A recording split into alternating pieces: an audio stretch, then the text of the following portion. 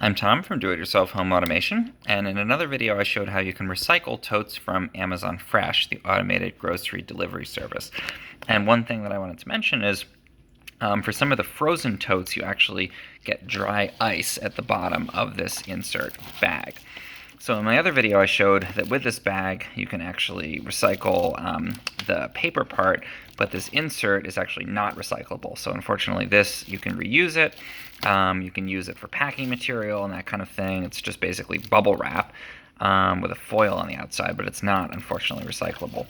And the same goes for parts of the dry ice in the bottom here. So one note about handling this, dry ice is extremely cold. It's about, I think, negative 130 degrees Fahrenheit. So you really don't want to touch it. And certainly one thing to keep in mind is if you're opening these and you have kids in your house or dogs in your house, put this up on a table or something like that so that they can't get into it, because it can actually cause frostbite if you touch the dry ice directly.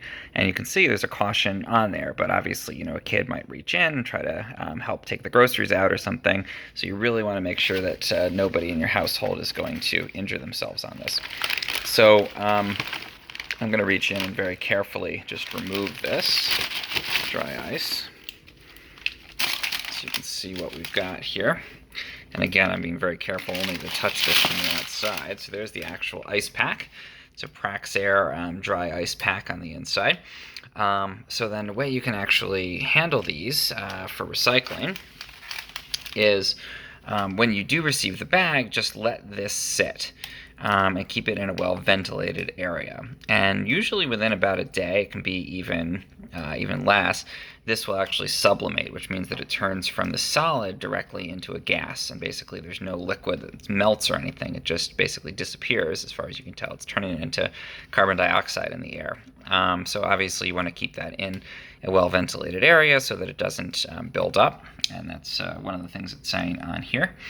And then once that process has happened, all of that dry ice will actually be gone. And what you'll have left over is this sleeve. I don't believe this is recyclable. It's like a polyester kind of material there. But then the bag on the inside, I believe, should be recyclable along with other plastic bags. You basically usually have to either bring them to a store or kind of ball them up and put them into your recycling bin in one container. So again, just really be careful not to touch this.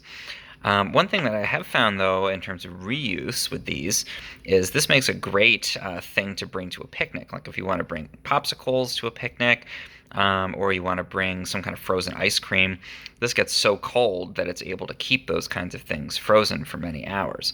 So sometimes I'll actually take this and I'll leave it in the inside of that tote. And I'll put in, popsicles or ice cream or something to bring to a picnic or bring to a park, and then close this up, and that works really great.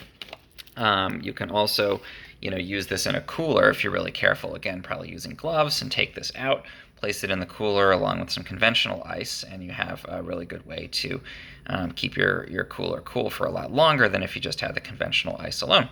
So those are some ideas for how to handle the dry ice in an Amazon Fresh tote, how to recycle the materials it's packed in, and also some ways you can reuse it and get some extra use out of this packing. If you found this helpful in any way, please subscribe to my channel. It really helps.